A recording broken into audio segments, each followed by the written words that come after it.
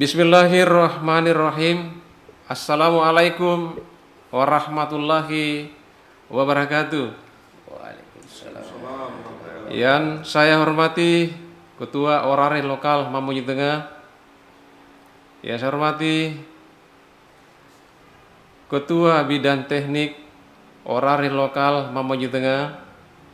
Yang saya hormati anggota Orare Lokal Mamuju Tengah, baik amatir radio yang berada di Pasangkayu, Mamuju, dan Orare daerah Sulawesi Barat yang sempat bergabung atau join pada sore hari ini. Yang saya hormati Bapak Ustadz atau penceramah kita pada hari ini telah hadir bersama kita. Saya perkenalkan Haji Gunawan Ismail Daimun SHI. Beliau adalah Kepala Seksi Haji dan Bimas Islam Kementerian Agama Kabupaten Tengah. Beliau akan membawakan tausiah pada sore hari ini. Teman-teman amatir radio dimanapun Anda bisa memantau pancaran kami pada sore hari ini. Marhaban ya Ramadan. Alhamdulillahirrabbilalamin. Wabihi nasta'inu ala umurud dunya waddin. Wassalatu wassalamu ala sayyidina mursalin Sayyidina wa mulana Muhammadin wa alihi wa sahbihi ajmain. Rekan-rekan amatir radio yang saya hormati, pada hari ini Kamis tanggal 21 April 2022, tepatnya pukul 17.30 waktu Indonesia Tengah, yang merupakan hari ke-20 Ramadan atau malam ke-20 Ramadan 1443 Hijriah tahun 2022. Kembali kita akan melaksanakan Kultum Ramadan yang merupakan agenda amatir radio lokal Mamuju Tengah. Pada hari ini telah hadir penceramah kita Bapak Haji Gunawan Ismail Daimun SHI. Beliau akan membawakan tema tausiah atau ceramah pada sore hari ini, yaitu Al-Quran sebagai pedoman hidup. Dan yang bertindak sebagai NCS atau moderator pada sore hari ini yaitu Ishak Yunus SIP MAP dengan call sign Yankee Gold Eik Alpha 5 Whiskey. Teman-teman amatir radio yang saya hormati, baik, sambil menunggu buka puasa pada sore hari ini, kita akan mendengarkan kultum yang akan dibawakan ustaz yang telah berada di stasiun kita untuk membawakan ceramah atau tausiah pada sore ini yang berjudul Al-Quran sebagai pedoman hidup. Untuk itu, dengan hormat kami persilahkan.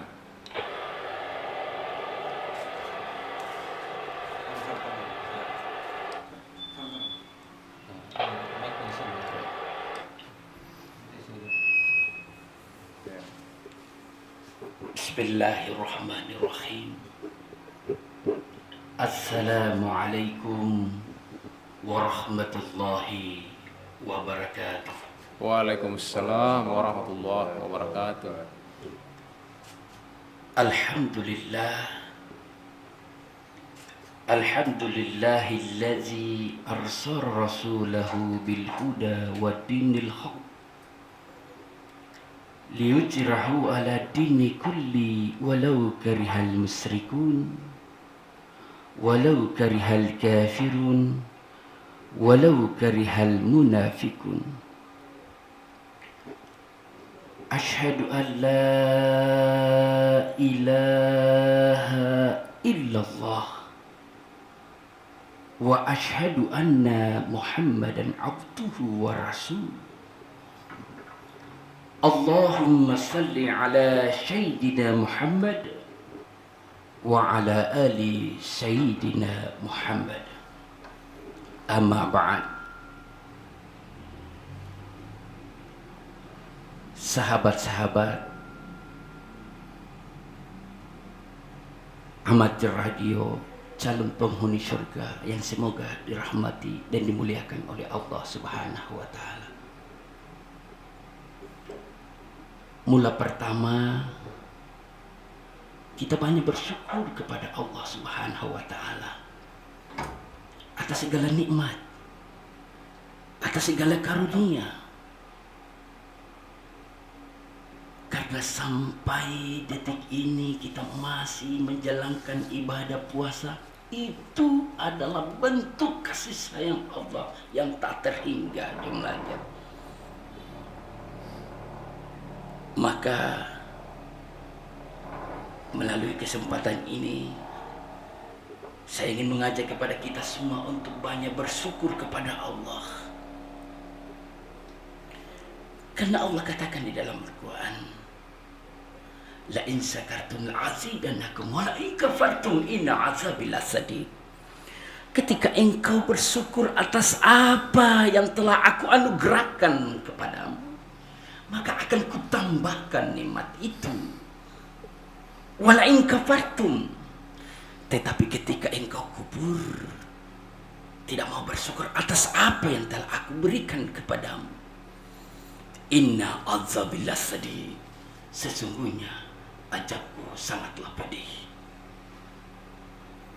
Salawat serta salam semoga tercurah kepada baginda Rasulullah Muhammad sallallahu alaihi wasallam,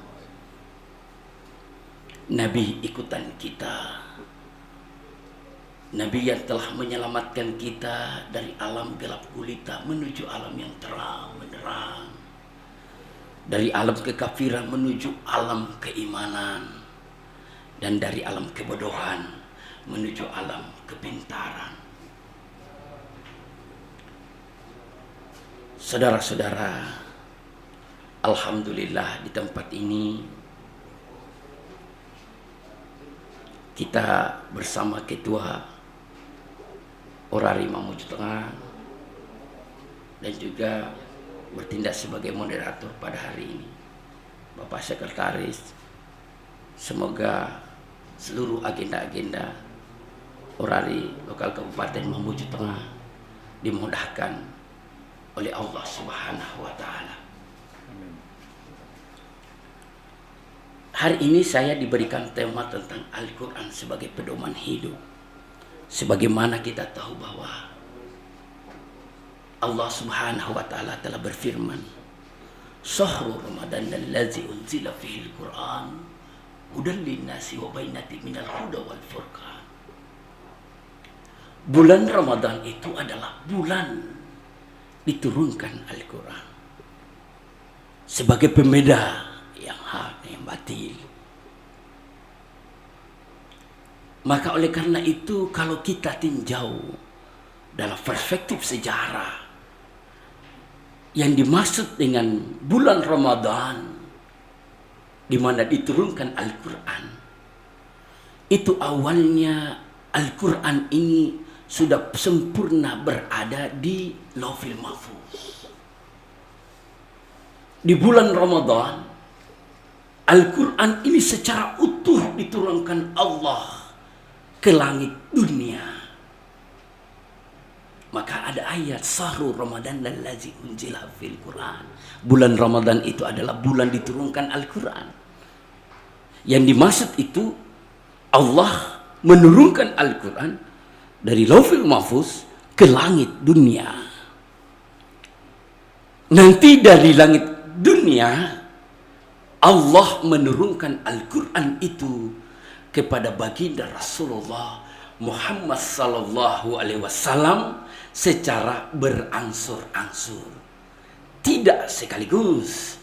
Tentunya diturunkan Al-Quran kepada Rasulullah Muhammad sallallahu alaihi wasallam itu berdasarkan situasi dan kondisi yang dihadapi oleh baginda Rasulullah Muhammad sallallahu alaihi wasallam. Maka Al-Quran itu diturunkan memakan waktu 22 tahun, 2 bulan, 22 hari. Baru utuhlah Al-Quran sampai kepada baginda Rasulullah Muhammad sallallahu alaihi wasallam. Sahabat-sahabat, raja amatir, calon penghuni surga yang dirahmati Allah.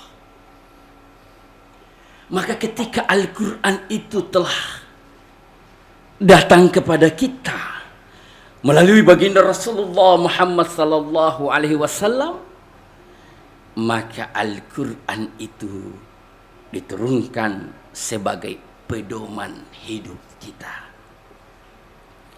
Maka dianjurkan kepada kita, satu, memperbanyak membaca Al-Quran. Apalagi di bulan suci Ramadan ini. Kata Rasulullah, alif lam mim, jangan kau anggap itu satu huruf. Alif lam mim itu adalah 3 huruf. Alif 1 huruf, lam 1 huruf, mim 1 huruf. Maka pahala setiap hurufnya itu akan diberikan 10 kebaikan. Maka kita membaca alif lam mim saja, maka kita sudah memperoleh 30 kebaikan. Apalagi kita membaca 1 juz, 2 juz, apalagi sampai hatam 30 juz selama Ramadan. Maka betapa banyak keutamaan yang kita peroleh. Namun Rasulullah telah mengisyaratkan kepada kita sebagai umatnya, akan datang satu masa di mana masjid tinggal bangunan, Islam tinggal nama, Al-Quran tinggal pajangan. Kenapa? Nabi mengingatkan kepada kita bahwa Al-Quran nanti akan menjadi pajangan. Rupanya banyak umat muslim kalau ditanya, kamu punya Al-Quran? Punya.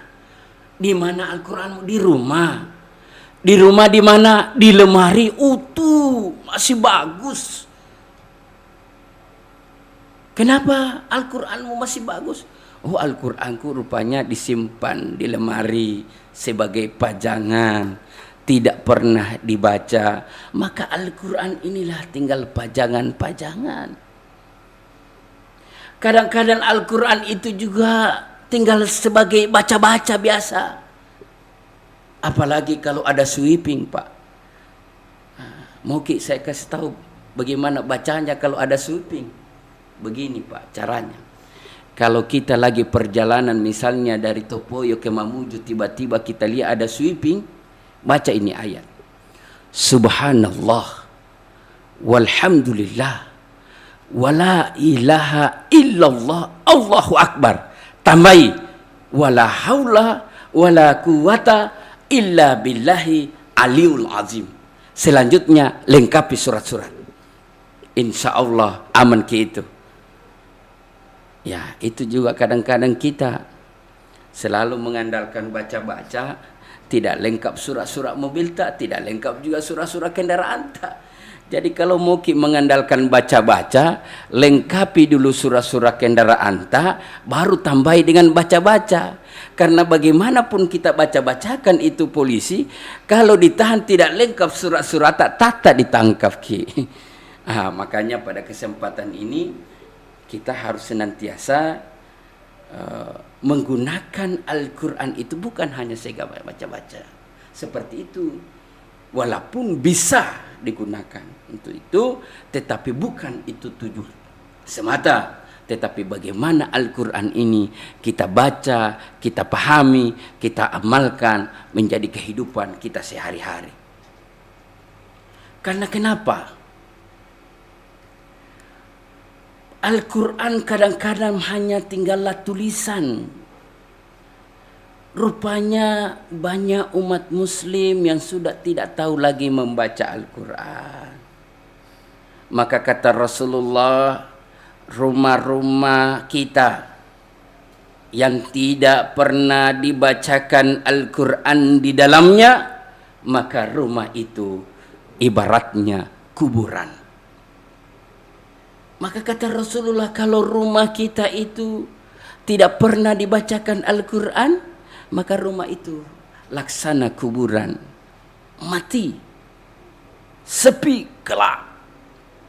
Tetapi ketika rumah kita itu dibacakan Al-Quran, maka rumah itu dilihat dari para malaikat dari langit, laksana cahaya rumah kita, Pak.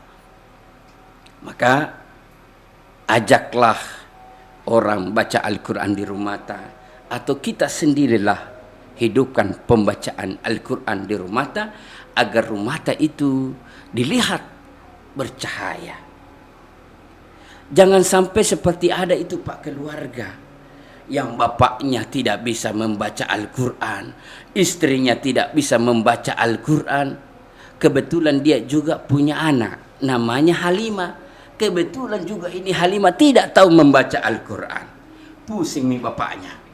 Maka suatu saat dipanggillah anaknya, Halimah, kesini kau nak. Kenapa Pak? Sudah bertahun-tahun rumah ini tidak pernah dibacakan Al-Quran. Bapakmu ini tidak bisa baca Al-Quran. Mamamu juga tidak bisa membaca Al-Quran. Kamu juga tidak bisa baca Al-Quran. Jadi apa mau Pak? Begini saja Halimah, kasih tahu kepada siapa saja yang mau sama kamu. Pokoknya yang penting dia bisa membaca Al-Quran, ku kasih kawin dengan anakku Halimah tanpa uang panai. Tentu semua ini kebetulan Pak, kebetulan ini Halimah ada tahu pacarnya, namanya Charles. Mohon maaf kalau ada namanya Charles di sini.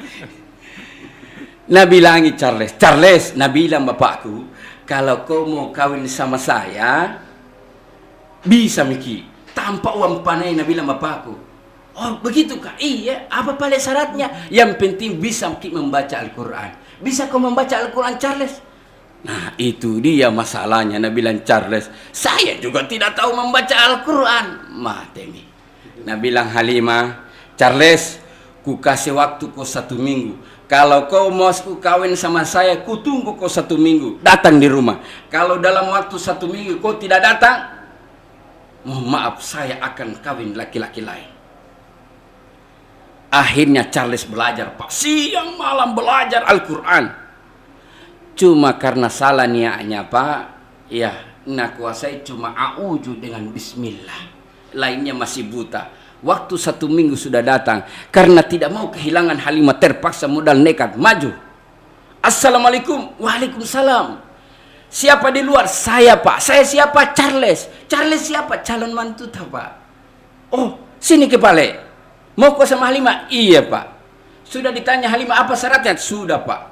Bisa kita membaca Al-Quran? Bisa dites. Coba Pale.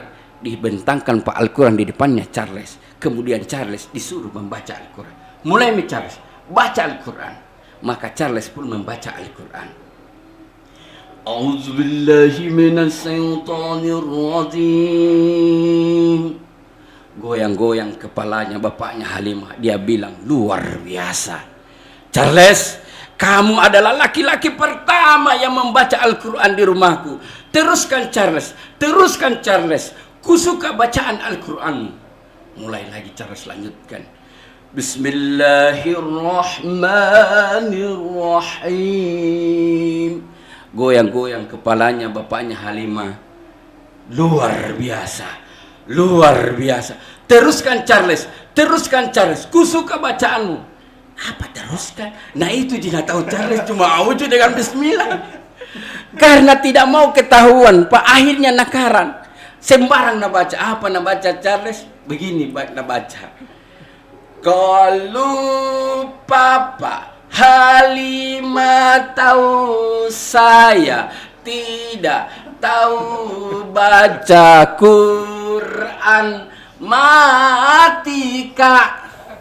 Nah bilang Charles, kalau nak tahu bapaknya Halimah tidak tahu kak membaca Al-Quran, pasti mati kak di sini. Begitu. Karena bapaknya Halimah tidak tahu membaca Al-Quran, dia goyang-goyang kepala. Nah bilang luar biasa. Inilah masalahnya Pak. Pentingnya membaca Al-Quran dan memahami Al-Quran.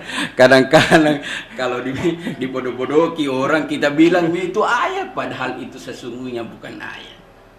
Saudara-saudara sekalian, maka pelajaran pentingnya membaca, memahami, apalagi meneladani isi kandungan di dalam Al-Quran ini kepada kita semua, agar kita semua senantiasa diberkahi oleh Allah Subhanahu wa Ta'ala, apalagi di bulan suci Ramadan ini. Bapak Ibu, saya ingatkan kembali, hakikatnya bulan Ramadan itu adalah kepekaan, kepedulian sosial. Dan kepedulian sosial itu dimunculkan dan diperoleh melalui hubungan baik. Dan hubungan baik itu dapat melalui dengan cara berkomunikasi dengan baik. Alhamdulillah, melalui media ini, melalui sarana komunikasi yang baik. Semoga sarana komunikasi yang baik ini akan mendapatkan pahala berlipat dari Allah Subhanahu wa Ta'ala.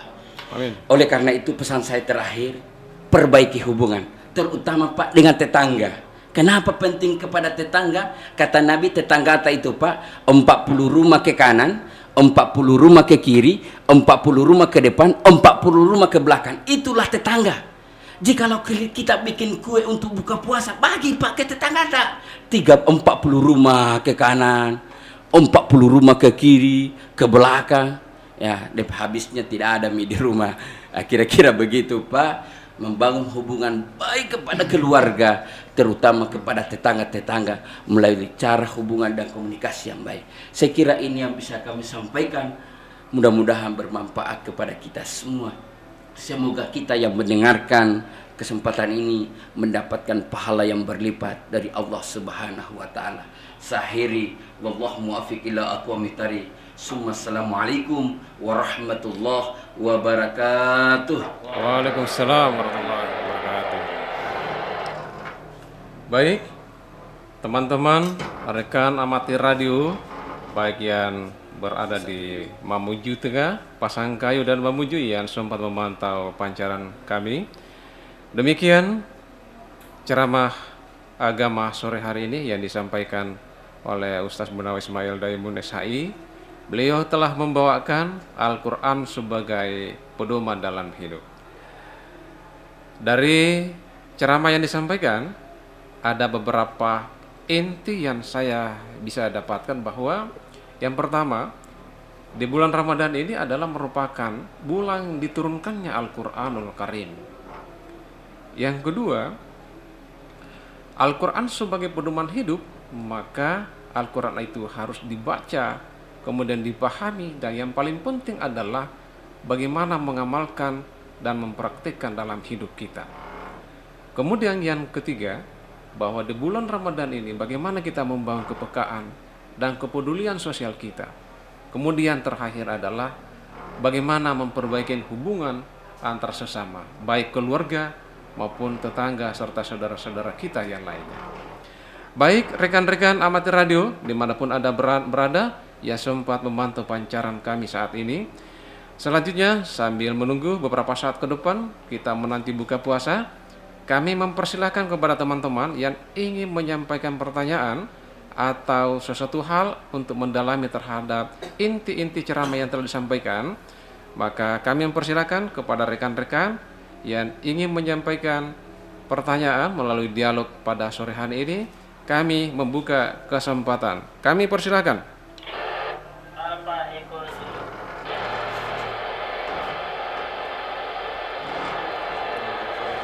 Ya, kami meminta untuk satu tambahan yang masih ingin menyampaikan pertanyaan.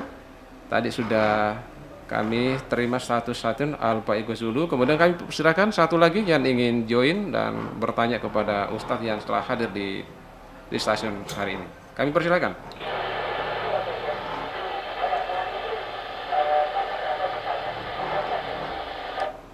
Satu lagi ditambah yang ingin bertanya, kami persilakan.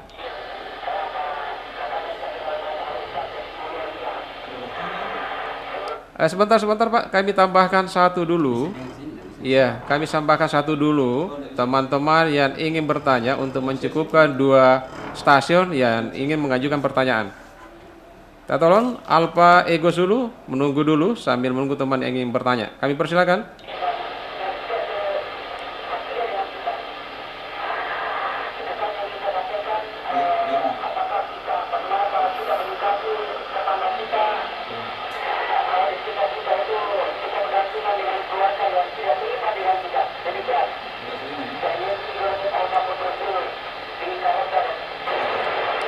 Baik, dari Alfa Foxtrot Zulu di Karosa, kami sudah menangkap pertanyaannya adalah bagaimana menyikapi tetangga kita yang tidak seiman.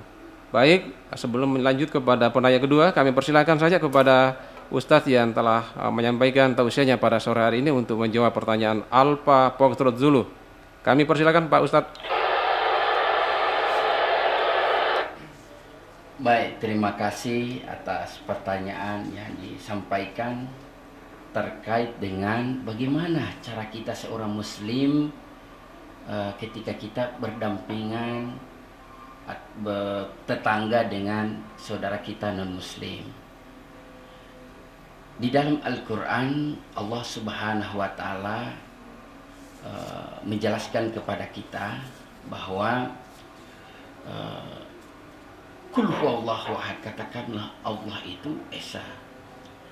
Kemudian qul ya ayyuhal kafirun la a'budu ma ta'budun wa la antum 'abiduna ma'bud wa la ana 'abidu ma'badun wa la antum 'abiduna ma'bud lakum dinukum waliyadin. Nah, perkara akidah bisa saya garis bawahi di ayat ini, perkara akidah kita tidak boleh ikut dalam peribadatan. Pernah Rasulullah ditawari karena pusing nih kafir Quraisy ini memerangi Rasulullah tidak bisa, maka ditawar Rasulullah, Rasulullah, bagaimana kalau kita kami kalau hari Jumat kami sembahyang Jumat, tapi hari Minggu kamu juga ke sini supaya sama-sama adik tentram. Kata Rasulullah, tidak bisa.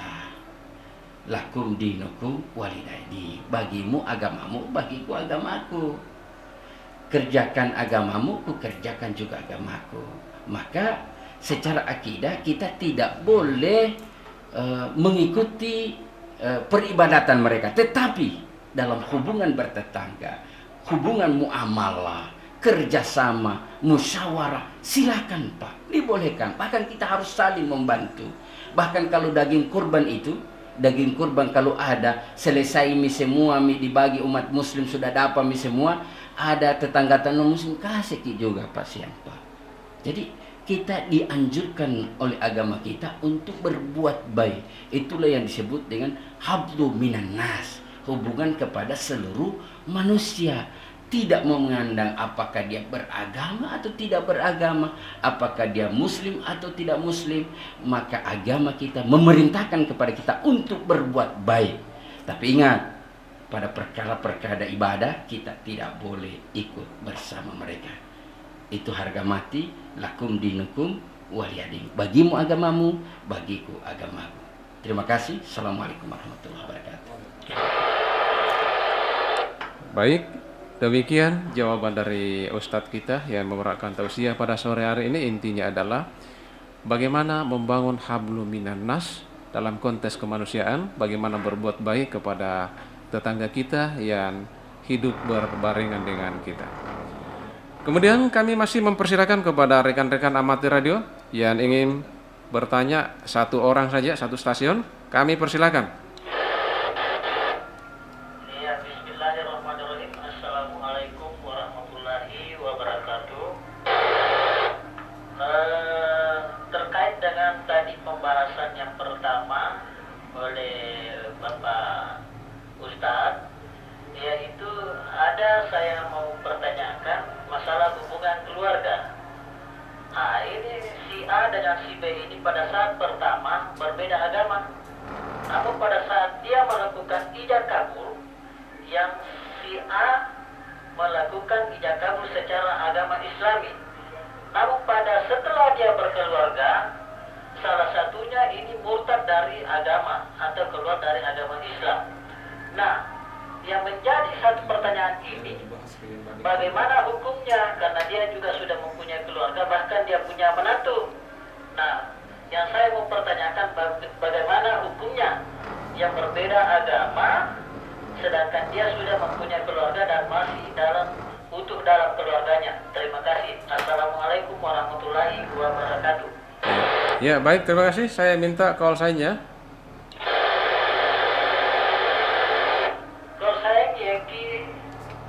Alfa Eko Zulu. Baik, Yankee Eko Alfa Ego Zulu.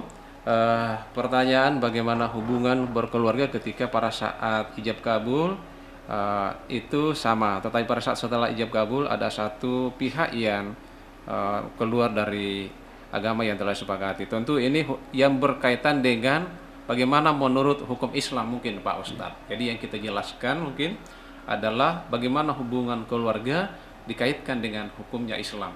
Untuk itu kami persilakan.